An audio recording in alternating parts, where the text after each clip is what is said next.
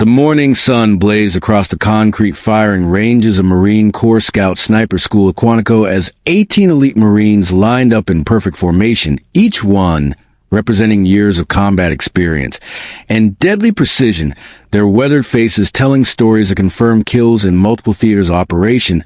Among them stood one figure that didn't belong according to every sneer, whisper, and sideways glance: Rebecca Thompson. 24 years old, 5 feet 6 inches, with auburn hair pulled back in a regulation bun, green eyes that seemed to calculate distance. Even when she wasn't looking through a scope, she carried her sniper rifle with the same casual ease as the others, but something about her presence disrupted the brotherhood these men had forged through shared combat experiences. Master Gunnery Sergeant Jake Morrison, a 42-year-old Marine with steel gray eyes, stepped forward, his voice carrying authority. Some of you think you belong here because you passed a few tests, shot some targets on. A range, his eyes lingered on Rebecca with obvious disdain. I'm here to tell you that 90% of you will wash out before the end of week 1. Because this isn't about shooting paper targets. This is about killing human beings at distances where you can see their faces through your scope. Welcome to Those Who Left a Trace, where we uncover the extraordinary stories hiding behind ordinary assumptions. Before we dive into this incredible tale of hidden expertise and shocking revelations, tell us in the comments where in the world you're watching from today. And if you believe stories like this deserve to be heard, hit that subscribe button to join our community of truth seekers. Morrison continued his opening speech, his voice growing harder with each word. Sniper school isn't about equality. It isn't about giving everyone a chance to feel special. It's about creating weapons, human weapons capable of eliminating high-value targets at extreme range under impossible conditions. He paused, letting his words sink in. If you can't handle that reality, if you think this is some kind of personal growth experience or career advancement opportunity, then save us all some time and walk away now, because what we do here is kill people efficiently, quietly, and without hesitation. The other Marines around Rebecca shifted their weight, maintaining perfect formation, but their body language suggested they agreed completely with Morrison's assessment that she didn't belong among warriors who had proven themselves in blood and fire.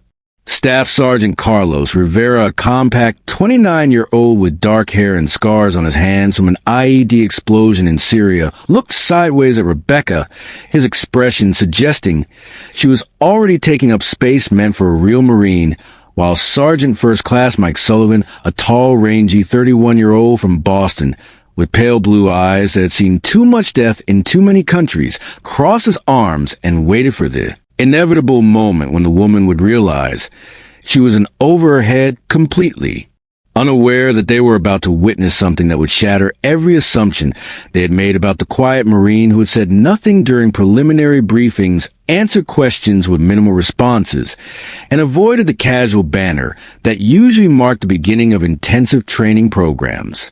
Rebecca stood perfectly still, her breathing controlled, her posture regulation perfect, but something in her eyes suggested depths that none of the men around her had bothered to notice or cared to explore. She had been enduring sideways glances, dismissive comments, and barely concealed hostility for 3 days since arriving at Quantico, but her response had been consistent professional silence that seemed to irritate the veteran Marines. Even more than open defiance would have her rifle a standard.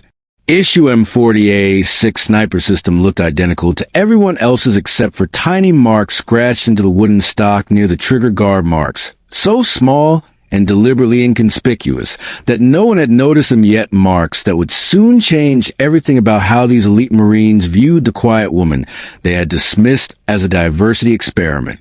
The first week of sniper school was designed to break spirits, crush egos, and separate those who merely thought they were elite from those who actually possessed the mental toughness required for precision. Killing Morrison's training methodology was brutal and unforgiving 12-hour days in all-weather conditions, crawling through mud, carrying equipment that weighed more than some people's entire bodies, maintaining perfect marksmanship while exhausted, dehydrated, and operating on minimal sleep. The physical demands were matched by psychological pressure, as instructors constantly questioned each Marine's worthiness to join the Brotherhood of Snipers, who had earned their place through combat performance rather than classroom theory. Rebecca endured it all. Without complaint, her performance adequate, but not exceptional enough to draw positive attention from instructors who seemed determined to find reasons to dismiss her. Rivera and Sullivan had established themselves as the front runners, their extensive combat experience translating into superior performance on every measurable metric, while Corporal Dan Eachin, a 26-year-old Marine with 3 deployments under his belt, maintained steady progress, his precision with long range shots earning grudging respect from instructors who didn't give praise easily. But what none of them noticed was that Rebecca never seemed to struggle with the technical aspects of marksmanship, while others fought to understand wind calculation, ballistic trajectories, and environmental factors that affected bullet flight. She absorbed instruction with the calm attention of someone reviewing familiar concepts rather than learning new ones. Morrison's harassment of Rebecca intensified as the days passed, his comments becoming more personal, more designed to humiliate than instruct. "Thompson, you're taking up space that belongs to a Marine who might actually save lives someday," he would announce during morning briefings, loud enough for everyone to hear. "Every minute we waste trying to bring you up to minimum standards is a minute stolen from training real warriors who understand what this job actually requires." His verbal attacks were calculated psychological warfare designed to break her resolve and force her to quit voluntarily rather than wash out officially. Because having a woman fail sniper school looked better on paper than having her succeed against all expectations. During weapons maintenance sessions, while other Marines cleaned and calibrated their rifles with the careful attention that their lives would someday depend on, Rebecca worked with practice efficiency that suggested years of experience. With precision firearms, her disassembly and reassembly times were consistently faster than average. Her understanding of internal mechanisms went beyond basic training, and her ability to diagnose and correct minor issues impressed even instructors who were determined not to like her chun. Noticed first, commenting quietly to Rivera, "She handles that rifle like she's been doing it for years, not months like the rest of us." But his observation was dismissed as wishful thinking by Marines who had already decided that Rebecca's presence was a political statement rather than a serious attempt at elite training.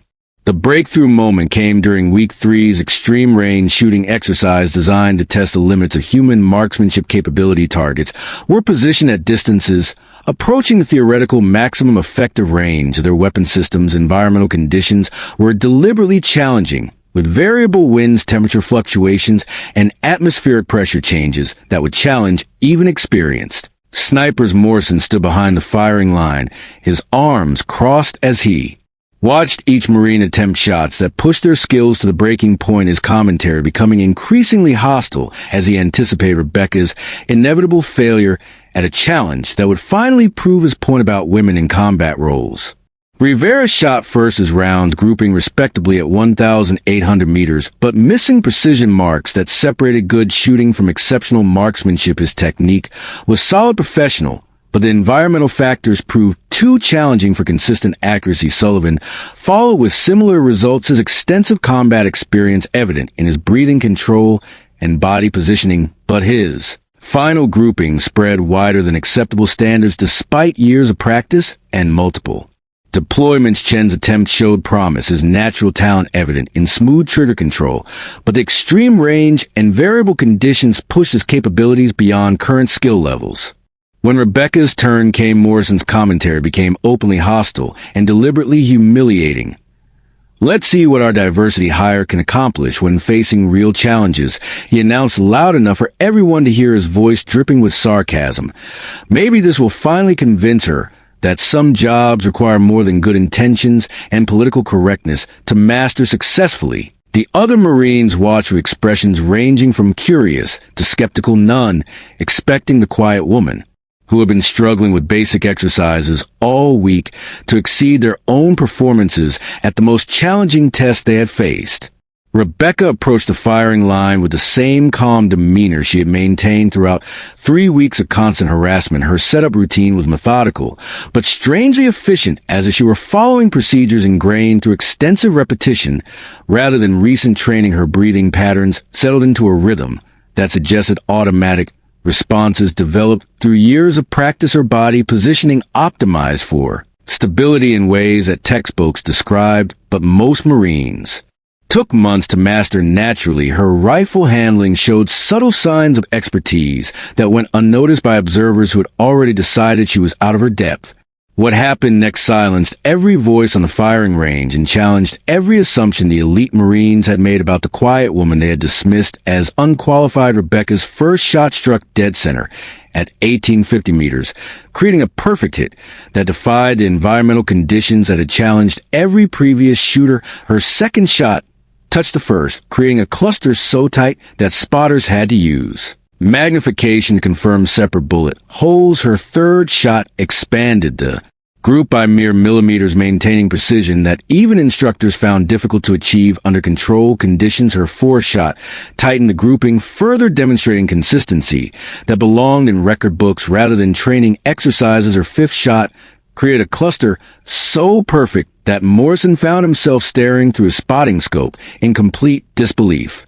The silence that followed was profound and uncomfortable as 18 elite Marines processed what they had just witnessed: shooting performance that exceeded anything achieved by veterans with years more experience than Thompson's official record indicated. Rivera, Sullivan, Chun, and every other Marine on the firing line stood in stunned silence, their own considerable skills suddenly seeming inadequate compared to marksmanship that belonged in Olympic competition rather than basic training. Morrison stared through his spotting scope, his face cycling through disbelief, confusion, and something approaching anger as he tried to reconcile what he'd seen with everything he thought he knew about the woman he had been systematically harassing.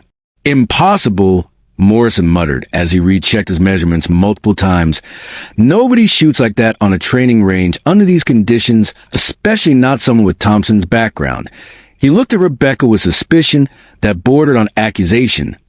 "Where exactly did you learn to shoot Thompson? Because that level of precision doesn't come from basic training or weekend hunting trips with Daddy." His voice carried implications that suggested he suspected some form of cheating or undisclosed assistance that would explain performance that challenged his understanding of human capability. Rebecca's response was characteristically minimal.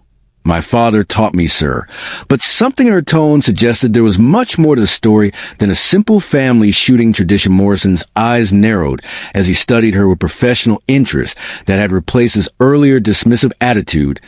"Your father must have been quite a teacher," he said slowly, his voice heavy with implications. "Because what you just demonstrated requires thousands of rounds of practice under combat conditions, the kind of experience that doesn't appear anywhere in your service record. What would you do in this soldier's boots?" Comment below if you think these elite Marines are about to discover something that will change everything they thought they knew about their quiet colleague. The conversation was interrupted by Sergeant Major Tom Bradley, a grizzled 38-year-old with more confirmed kills than anyone else in the program, who had been observing from a distance, and now approached with an expression of professional curiosity that differed markedly from Morrison's hostility. "Thompson," he said quietly, "I've been shooting for 20 years, including multiple combat deployments, and I've never seen precision like that from anyone outside of Olympic competition or special operations units." He paused, studying her with new attention that suggested he was beginning to see details he had missed before. "Who exactly trained you and where? Because that shooting performance indicates experience levels that go way beyond anything in your official paperwork." Before Rebecca could respond, Morrison stepped closer, his instructor persona now mixed with genuine puzzlement that was slowly replacing his earlier confidence in his own superiority. "Bradley's right that shooting performance suggests training and experience that goes way beyond anything in your service record." He gestured toward the target, where Rebecca's grouping remained visible through spotting scopes like physical evidence of capabilities that shouldn't exist. 5 shots at extreme range, under challenging conditions with precision that most of us can't match on our best days after years of practice and combat experience. Rivera had approached close enough to hear the conversation, his earlier skepticism replaced by professional respect and growing curiosity about the woman he had dismissed as unqualified just minutes before. "Thompson, I've been shooting competitively since I was 12 years old, and I've never seen anyone shoot like that without years of specialized training from instructors who understand advanced techniques." He looked at her rifle, then back at her face, searching for clues. "Where did you really Learn to shoot because that wasn't luck or natural talent. That was expert-level marksmanship that takes decades to develop. What none of them had noticed during 3 weeks of training was a series of small marks scratched into the wooden stock of Rebecca's rifle, marks so deliberately inconspicuous that they blended with natural wood grain.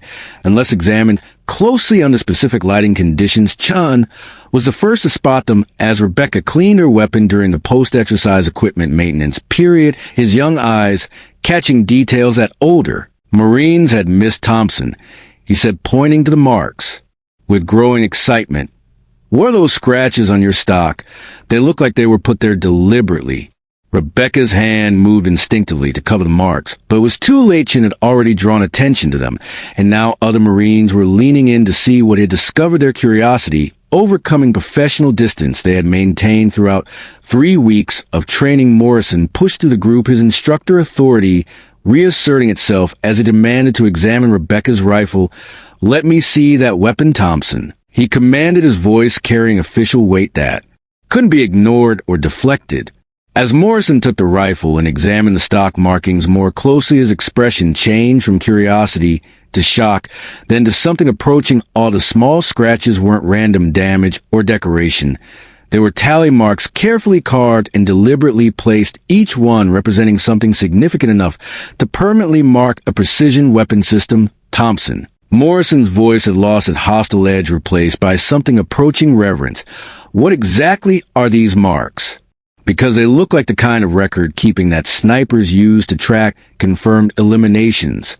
The silence that followed was heavy with implications, as every Marine in the group recognized the significance of tally marks on a sniper's rifle. Such markings traditionally represented confirmed kills, enemy combatants eliminated at range under combat conditions, the kind of record that elite snipers carried as proof of their lethal effectiveness in situations where documentation might not exist or remain classified. But the number of marks on Rebecca's rifle suggested an experience level that didn't match her apparent age or official service record. Sullivan counted carefully, his voice dropping to a whisper as he reached the final tally, creating tension that made everyone hold their breath. 27 marks. He announced the number, hanging in the air like a physical presence that changed the atmosphere completely. 27 confirmed kills represented by individual tally marks carved into the stock. The implications hit every Marine simultaneously. This quiet woman who had endured 3 weeks of harassment and dismissal had more combat eliminations than most of them would achieve an entire career spanning decades of service.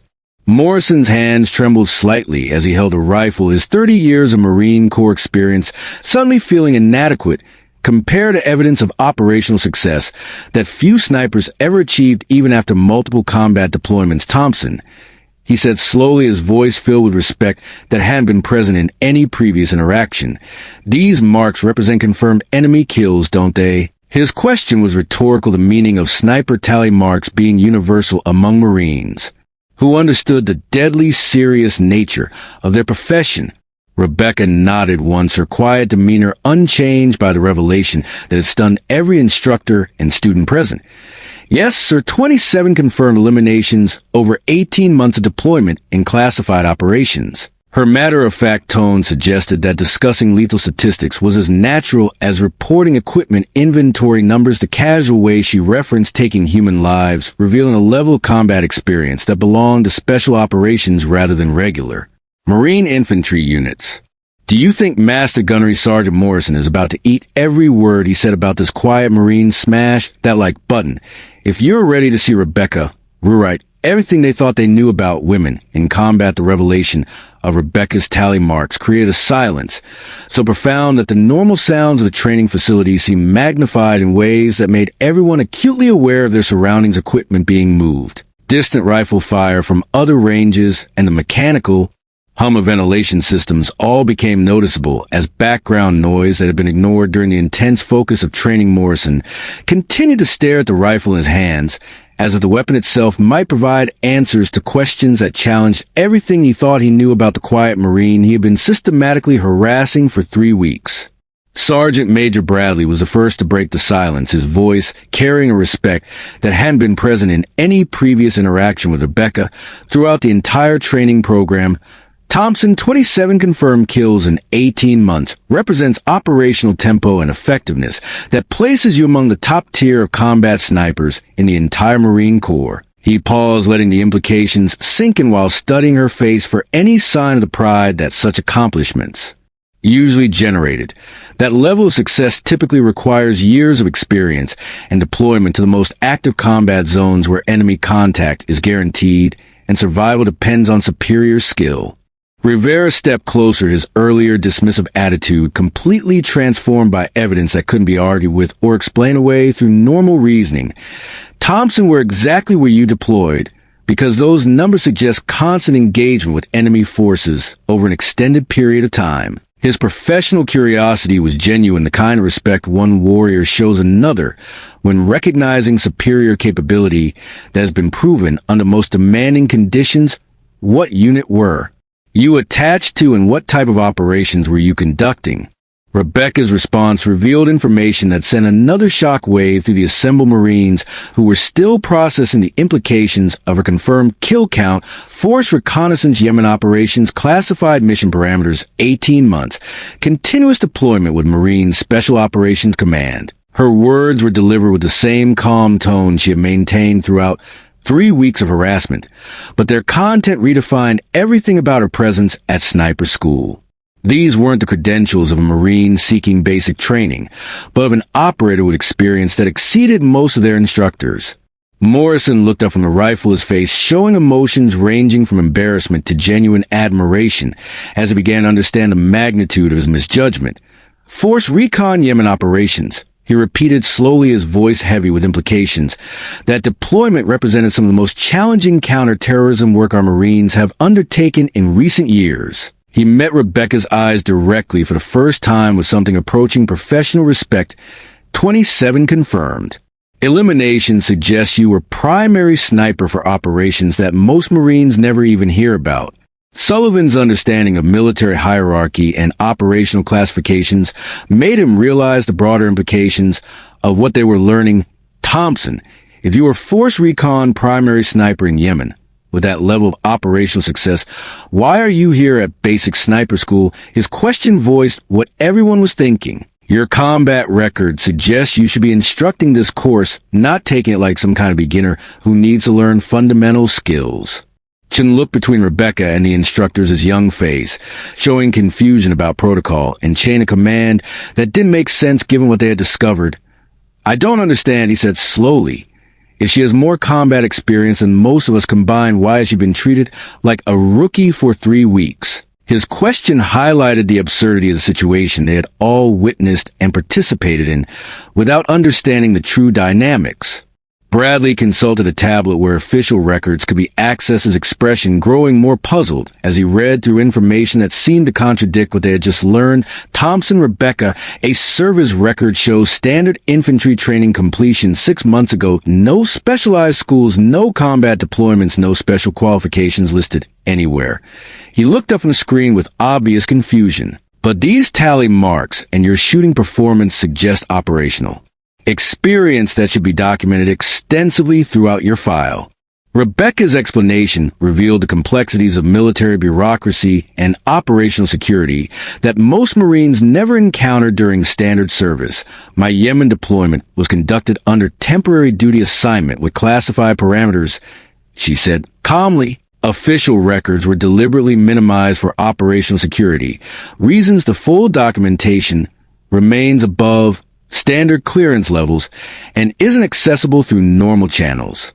Morrison was beginning to understand that he had spent 3 weeks systematically harassing one of the most accomplished combat Marines currently in service. His earlier confidence in his own superiority was rapidly being replaced by a recognition that Rebecca's quiet competence masked experience that exceeded his own. Thompson, your operational record in Yemen represents exactly the kind of real-world application this school is designed to teach. He admitted reluctantly, your presence here isn't about learning basic skills. It's about something else entirely. The conversation was interrupted by the arrival of Colonel Patricia Hayes, the commanding officer of the Scout Sniper School, who had been observing the training exercise from a distance. Her presence immediately shifted the dynamic as all Marines snapped to attention. Her crisp uniform bore insignia indicating multiple deployments, and her reputation for no-nonsense leadership was well known throughout the Marine Corps. Her timing suggested she had been waiting for this exact moment. "As you were," Hayes commanded as she approached the group, her eyes immediately focusing on Rebecca's rifle, which Morrison still held like evidence of something he couldn't quite comprehend. "I understand we've had some interesting developments regarding Marine Thompson's background." Her tone suggested she possessed information that the instructors and students had only begun to discover. Hayes took the rifle from Morrison and examined the tally marks with professional interest that indicated familiarity with their significance. "Thompson," Hayes addressed Rebecca directly, "your classified service record makes for interesting reading once proper clearances are obtained." She held up a folder that none of the other Marines had seen, containing information that would explain everything they had witnessed. 18 months attached to Marine Special Operations Command conducting precision elimination missions in support of counterterrorism operations. Her words confirmed what Rebecca had already revealed, while adding official weight to claims that might otherwise seem unbelievable. Rivera, Sullivan, Chin Bradley, and the other Marines listened in stunned silence as their understanding of Rebecca's background continued to expand far beyond anything they had imagined. Hayes continued reading from the classified file: primary sniper for Operation Desert Shield, Operation Mountain Thunder, and Operation Silent Strike. Each operation name represented missions that existed in classified reports rather than public records. 27 confirmed enemy elimination, 16 successful extraction operations under hostile fire, 3 commendations for exceptional performance under combat conditions. Morrison's face had progressed from shock to embarrassment as the full scope of his misjudgment became clear. Colonel would respect, why wasn't this information available during Thompson's initial processing? His question reflected genuine confusion about why someone with Rebecca's background had been allowed to endure 3 weeks of harassment based on false assumptions about her capabilities and experience level. Hayes's response revealed the complexities of managing Marines who had served in highly classified operations where normal documentation procedures didn't apply. Thompson's cover status was maintained to allow her to complete advanced training without the complications that would arise from widespread knowledge of her operational background. She looked at Rebecca with obvious respect. Sometimes our most accomplished Marines benefit from training environments where they're evaluated purely on current performance rather than past achievements. The implications began to dawn on the assembled Marines that Rebecca's presence at Sniper School hadn't been about learning basic skills, but about something far more sophisticated than they had understood. Chin voiced what others were thinking. "So she's been playing down her abilities this whole time?" Hayes nodded. "Marine Thompson has been operating at approximately 20% of her actual capability level in order to blend with standard training protocols." Bradley stepped forward with professional curiosity overriding normal protocol. "Colonel, permission to ask Thompson to demonstrate her actual capabilities under full operational parameters." His request reflected the natural desire of elite Marines to witness superior performance. When the opportunity arose, Hayes considered the request briefly, then nodded. "Thompson, you have permission to show these Marines what 18 months of continuous combat operations taught you. Get ready, because what Rebecca demonstrates next will redefine everything these Marines thought they knew about the limits of human marksmanship. Subscribe if you want to see this humble Marine reveal capabilities that belong in military legend." What happened next redefined every Marine's understanding of what was possible with precision marksmanship when human skill was developed through continuous combat operations. Rebecca's setup routine transformed from the careful, deliberate movements she had shown during training to the fluid efficiency of someone whose life had depended on quick, accurate shooting under hostile conditions. Her breathing patterns, equipment positioning, and target acquisition happened with mechanical precision that spoke of hundreds of similar situations where hesitation meant death.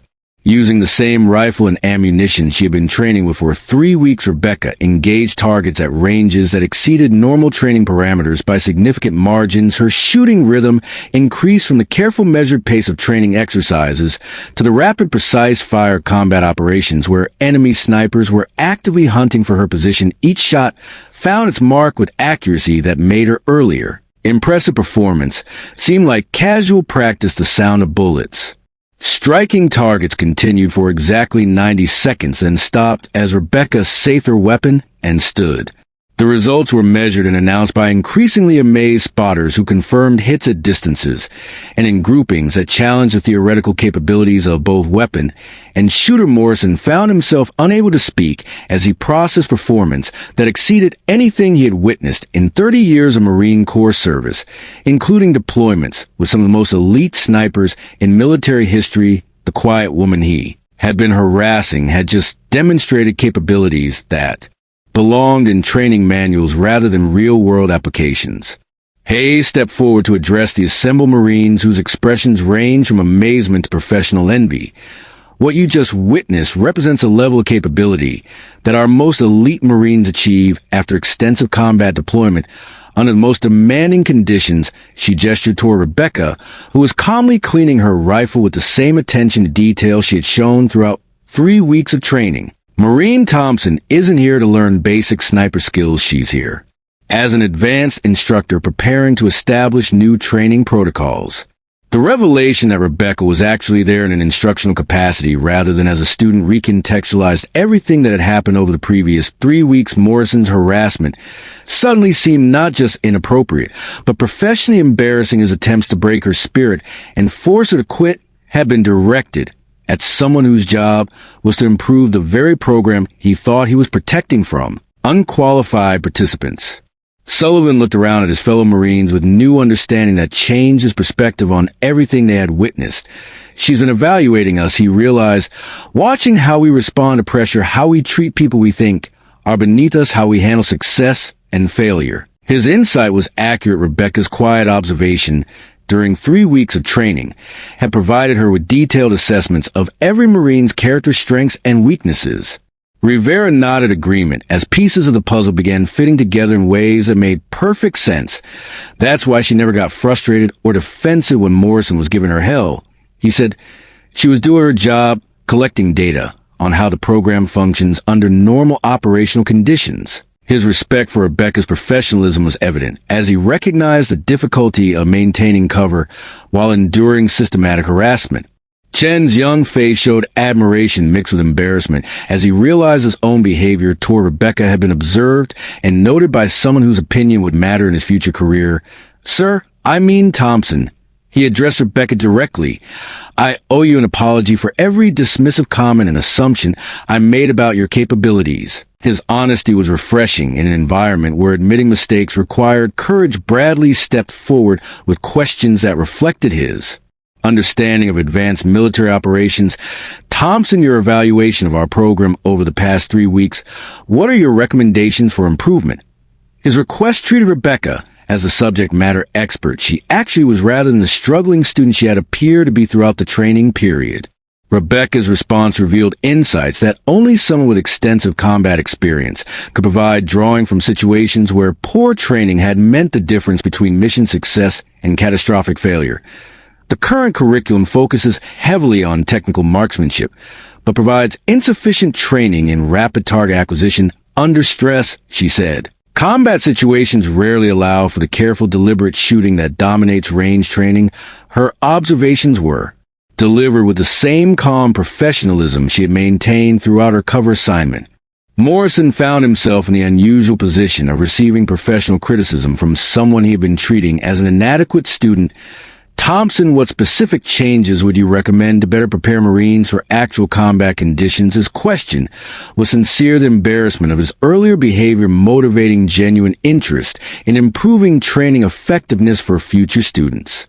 Rebecca's recommendations came from 18 months of practical experience where poor training meant dead Marines and failed missions. Stress inoculation should be increased significantly. She explained Marines need to maintain precision while experiencing the physical and psychological pressure of actual combat conditions. Her suggestions were specific, detailed, and based on situations where theoretical training had proven inadequate for real-world applications. Hayes took notes as Rebecca continued her assessment, drawing from experience that few Marines ever acquired. Environmental factors need more emphasis. Current training focuses on optimal conditions, but combat operations occur in rain, snow, extreme heat, high winds, and zero visibility situations. Each recommendation reflected experience gained under conditions that tested human endurance and equipment capabilities beyond normal parameters. The most significant recommendation concerned team integration and communication protocols that reflected the reality of modern combat operations. Sniper operations in modern combat zones require seamless coordination with ground units, air support, and intelligence assets, Rebecca explained. Current training treats precision shooting as an isolated skill set, but operational success depends on integration with larger mission parameters. As Rebecca's briefing continued, the assembled Marines gained appreciation for both her professional expertise and the personal cost of acquiring such knowledge. 18 months of continuous combat deployment represented sacrifices that most Marines never experienced. The constant stress of life-threatening situations, the weight of responsibility for successful mission outcomes, and the psychological impact of taking human lives under operational necessity. Morrison approached Rebecca when the formal briefing concluded as earlier hostility completely replaced by professional respect.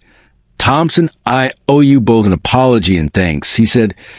"Your evaluation of this program will improve training for every Marine who comes through here." His acknowledgement of error was genuine, a mark of professional who could recognize superior capability when confronted with evidence. Rebecca's response demonstrated the character that had enabled her to endure 3 weeks of harassment without breaking cover. "Master Gunnery Sergeant, your training methods are effective for building resilience and determination," she said. "The intensity you bring to instruction prepares Marines for the psychological pressure they'll face in combat situations." Her ability to find value in Morrison's approach despite personal mistreatment showed remarkable professional maturity. Sullivan voiced what several Marines were thinking. "Thompson, your ability to maintain cover while enduring 3 weeks of deliberate harassment shows operational discipline that most of us never develop." His observation highlighted aspects of Rebecca's mission that went beyond technical assessment. "You could have revealed your identity and ended the mistreatment at any time, but you completed your assignment without compromising operational parameters." Chin looked at Rebecca with newfound understanding of what real professionalism looked like. "Sir, your example has taught us more about character and dedication than any classroom instruction could." His comment reflected genuine appreciation for lessons that couldn't be found in training manuals. "Watching you handle pressure and mistreatment while maintaining focus on mission objectives has been an education in itself." Hayes announced changes that would result from Rebecca's assessment. Effective immediately, Marine Thompson will be establishing advanced combat marksmanship protocols that integrate her operational experience with current training standards. The announcement meant that Rebecca's cover assignment was transitioning to official instructor status. Her recommendations will be implemented throughout Marine Corps sniper training programs. Wait, before you go, where in the world are you watching this from? Drop your city or country in the comments. We want to see how far this story has traveled. And hey, if this revelation about Rebecca's true identity and mission shocked you, hit that like, so we know you're loving it. As the Marines dispersed to continue their training with new understanding of what they had witnessed, Rivera approached Rebecca privately. "Thompson, I have to ask, what was the hardest part about maintaining cover for 3 weeks?" His curiosity was professional, the interest of one warrior in another's operational methods. Rebecca's answer revealed depth of character that explained her success in both combat operations and undercover assessment. "The hardest part was watching good Marines struggle with challenges I could help them overcome," she said. "Maintaining cover meant letting people fail when I had knowledge that could have prevented their difficulties." Bradley asked a question that several Marines had been considering. Thompson, your operational experience and training expertise clearly qualify you for positions throughout the Marine Corps. Why choose to work in training rather than continue operational deployment? Her career choices reflected priorities that went beyond personal advancement. Rebecca's response showed the perspective that came from extensive combat experience. 18 months of continuous operations taught me that the most important contribution I can make is preparing other Marines for what they'll face. She said, every Marine who receives better training has a higher probability of completing their mission and returning home alive. The impact of Rebecca's revelation extended beyond the immediate training group. As word spread throughout the base, Marines who had dismissed her as an unqualified diversity candidate now recognize her as one of the most accomplished snipers in the Corps. Her quiet competence during 3 weeks of harassment had demonstrated character traits that define true professional excellence. Morrison gathered his instructors to discuss changes that would result from Rebecca's evaluation. Her recommendations represent insights we can only gain from someone who has applied our training under actual combat conditions. He acknowledged implementing her suggestions will improve the survival rate and operational effectiveness of every Marine we graduate. 2 weeks later, Rebecca stood before a new class of sniper school candidates wearing instructor insignia that reflected her official status rather than the cover identity she had maintained during evaluation. Her first words to the new Marines established expectations that differed significantly from traditional approaches. Sniper school will teach you to kill human beings efficiently and precisely, she began. But before we discuss technique, we need to understand the responsibility that comes with taking lives under operational conditions. Her teaching methods incorporated lessons learned during 18 months of combat deployment, where theoretical knowledge met practical application under life-threatening circumstances. Marines who trained under Rebecca's instruction received preparation that extended beyond marksmanship to include psychological resilience, ethical decision-making, and integration with complex operational environments that reflected the reality of modern warfare. The Marines who had witnessed Rebecca's evaluation became advocates for training methods that emphasized character development alongside technical skill. Their understanding of what real professionalism looked like influenced their own approaches to leadership and mentorship. Throughout their subsequent careers, 6 months after Rebecca's cover was revealed, Morrison received commendation for training program improvements that had resulted from her recommendations. His willingness to acknowledge error and implement changes based on superior expertise demonstrated leadership qualities that earned respect throughout the Marine Corps. As for Rebecca Thompson, she continued developing training protocols that prepare Marines for combat realities while maintaining the humility and quiet competence that had enabled her to succeed in both operational deployment and undercover evaluation. Her example influenced an entire generation of Marines who learned that true strength comes not from dominating others, but from maintaining professional excellence, regardless of personal treatment or recognition. Today, visitors to Marine Corps Scout Sniper School see training methods that reflect lessons learned in Yemen combat operations by a Marine whose greatest contribution wasn't the 27 enemies she eliminated, but the thousands of Marines she prepared for successful missions and safe returns home. Her story remains largely unknown outside professional military circles, but her influence continues through every Marine who benefits from training protocols that bridge the gap between theoretical knowledge and combat reality. The tally marks on Rebecca's rifle represent more than enemy eliminations. They symbolize the price of expertise and the responsibility that comes with superior capability. Her willingness to endure harassment while maintaining professional excellence demonstrated character traits that define the very best military professionals, those who serve not for recognition, but because the mission demands their best regardless of personal cost or public acknowledgement.